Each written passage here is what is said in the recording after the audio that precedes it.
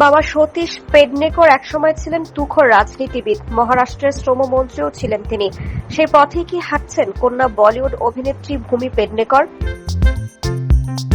এমন প্রশ্নের মুখোমুখি অভিনেত্রী। যেকোনো বিষয় নিয়ে স্পষ্ট মতামত দেন অভিনেত্রী।